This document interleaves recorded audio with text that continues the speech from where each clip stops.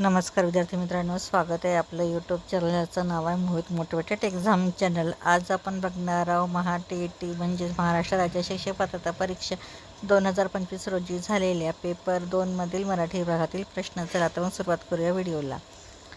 सुरुवातीला आहे पुढील उत्तरा वाचून प्रश्न क्रमांक 1 ते 3 सोडवा. उत्तर आहे, दुःखे येतात ती आपली कसोटी पाहण्यासाठीच येतात, त्यावेळी न डगमगणे हाच खरा पुरुषार्थ. भट्टीतून तावून सलाखून निघाल्याखेरीज सोन्याला तेज चढत नाही किंवा टाकीचे घाव सोसल्याखेरीज दगडाला देव पण येत नाही, हे आपणाला माहीत नाही काय? पैलू पाडल्याशिवाय हिऱ्याला सुद्धा किंमत येत नाही. आपणावर कोसळणारी दुःखी अशीच व्यक्तिमत्वाला पैलू पाडण्यासाठीच निर्माण झाली आहेत असे आपण का समजू नये? शिवाय असे पाहता जगात दुःखे आहे म्हणून सुखाची किंमत आपणास कळते ना? जगात अंधारी रात्र आहे म्हणूनच चंद्राला महत्त्व, त्याचप्रमाणे दुःख आहे म्हणूनच जगात सुखाचे महत्त्व आहे असे तुम्हास नाही वाटत? नुसते गोड जेवण जेवण्याचा तुम्ही कधी प्रयत्न केला आहे काय? नुसत्या गोडाने तोंडात कशी मिठी बसते हे तुम्हाला माहीत आहेच. केवळ सुखच जगात असते तर अशीच आपली स्थिती झाली नसती का? शिवाय दुःखानंतर सुख आले म्हणजे त्याची लज्जत काही न्यारीच असते असा अनुभव कुणाला नाही? परीक्षेसाठी मरमर कष्ट केल्यानंतरचा निकालाच्या आनंदाची खरी गोडी आपणास कळते. असे जर आहे तर वर्तमान काळाच्या दुःखाबद्दल आपण कुरकुर का करावी आणि दुःख पर्वता एवढे असे का मानावे? तर हा झाला उत्तर. त्या उत्तरावर आधारित प्रश्न बघूया. प्रश्न क्रमांक 1, दुःखाविषयी सांगताना पुढीलपैकी कोणते उदाहरण उत्तरात आलेले नाही? पर्याय आहे, गोड जेवण, अंधारी रात्र, रडणारी व्यक्ती, परीक्षेच्या वेळेचे कष्ट. तर याचे योग्य उत्तर आहे पर्याय क्रमांक 3, रडणारी व्यक्ती. याविषयीचं उदाहरण या उत्तरात आलेलं नाही.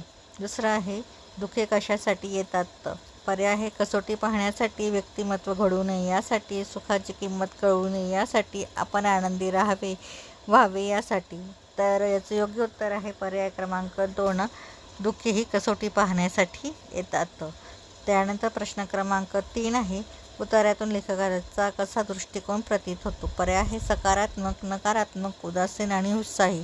तर याचं योग्य उत्तर आहे पर्याय क्रमांक 1, सकारात्मक. उत्तरातून लेखकाचा सकारात्मक दृष्टिकोन प्रतीत होतो. त्यानंतर आहे कविता. पुढील कविता वाचून प्रश्न क्रमांक 4 ते 6 सोडवा. कविता हे साऱ्याच कळ्यांना जन्मसिद्ध हक्क आहे फुलण्याचा, मातीमधला वतन आरसा, आकाशावर कोरणाचा, जन्म असो माळावरती अथवा शाही उद्यानात, प्रत्येक कळीला हक्क आहे फूल म्हणून जगण्याचा. गुलाब असो, कमळ असो, कळी असो गटारातले, तिच्यासाठी तिष्ठत असतो एक किरण सूर्याचा. प्रत्येक वेळी कळीत जागत असतो निर्धर फुल होण्याचा, दिमाखाना दिसण्याचा अन सुगंध्यांना असल्याचा. तर ही कविता आहे कविवर्य कुसुमाग्रज यांची. या कवितेवर आधारित प्रश्न बघूया. प्रश्न क्रमांक 4, कळीसाठी कोण वाट पाहत आहे? पर्याय आहे, झाड, फूल, सूर्याचा किरण, बाग. तर याचं योग्य उत्तर आहे पर्याय क्रमांक 3, सूर्याचा किरण. त्यानंतर प्रश्न क्रमांक 5, पुढीलपैकी कोणता निर्धार कळीच्या मनात नाही? पर्याय आहे, सूर्य होण्याचा, फूल होण्याचा, दिमाखात मिरवण्याचा, सुगंधित होण्याचा. तर याचं योग्य उत्तर आहे सूर्य होण्याचा निर्धार कळीच्या मनात नाही. पर्याय क्रमांक 1. त्यानंतर प्रश्न क्रमांक 6, कवितेतील कळी म्हणजे कोण असावे? पहिलं आहे, फुलाची कळी, बागेत फुलणारी कळी, झाडावर उमलणारी कळी, जन्माला येणारी मुलगी. तर याचं योग्य उत्तर असणार आहे पर्याय क्रमांक 4, कवितेतील कळी म्हणजे जन्माला येणारी मुलगी असावी. त्यानंतर प्रश्न क्रमांक 7, योग्य पर्याय वापरून म्हण पूर्ण करा. पर्याय आहे, देखल्या देवा ही म्हण आहे तर त्याचा पर्याय आहे तर परमेश्वर दंडवत मंत्र पठण. तर याचे योग्य उत्तर आहे पर्याय क्रमांक 2, दंडवत. म्हण अशी होईल, देखल्या देवा दंडवत. त्यानंतर प्रश्न क्रमांक 8 आहे, आरती प्रभू या नावाने काव्यलेखन करणारे साहित्यिक कोण? साहित्यिकांची नावे आहे, जयवंत दळवी, ग. दी. माडगूळकर, चित्रित खानोलकर, बासी मर्ढेकर. तर याचे योग्य उत्तर आहे पर्याय क्रमांक 3, चित्रित खानोलकर हे आरती प्रभू या नावाने काव्यलेखन करणारे साहित्यिक आहेत. प्रश्न क्रमांक 9, खालीलपैकी कोणते पुस्तक पु. ल. देशपांडे यांनी लिहिलेले नाही? पर्याय आहे अमृतवेल, असामी, व्यक्ती आणि वल्ली, बटाट्याची चाळ. तर याचे योग्य उत्तर आहे पर्याय क्रमांक 1, अमृताची वेल. हे पुस्तक पु ल देशपांडे यांनी लिहिलेलं नाही. त्यानंतर प्रश्न क्रमांक 10, आकांक्षा घरी गेली वाक्याचा प्रकार कोणता?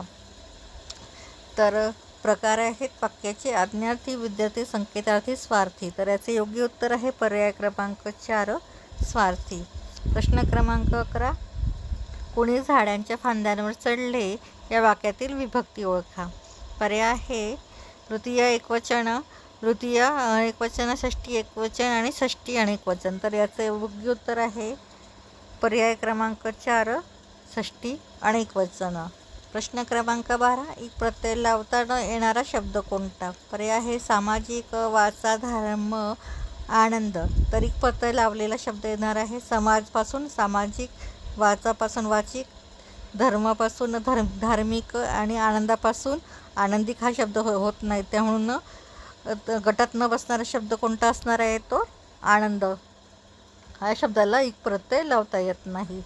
त्यानंतर प्रश्न क्रमांक 13, पुढीलपैकी मागणीपत्राचा विषय कोणता असेल? लग्नासाठी बोलवणे, विद्यार्थ्यांना बक्षीस देणे, प्रमुख पाहुण्यांचे आभार मानणे, विद्यार्थ्यांचे भंडाऱ्यासाठी स्टेशनरी घेणे.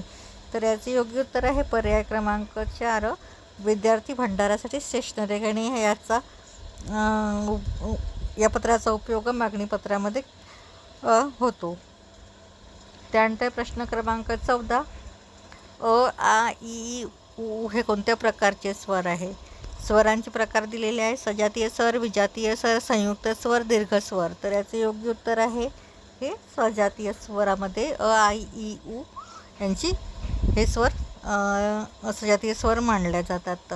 त्यानंतर प्रश्न क्रमांक आहे 15, धरणीय शब्दाचा लघु गुरुक्रम कसा असेल?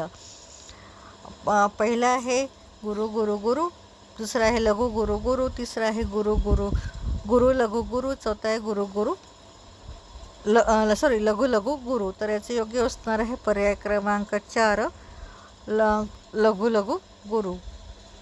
त्यानंतर प्रश्न क्रमांक 16, झाकले माणिकचा अर्थ काय असणार आहे?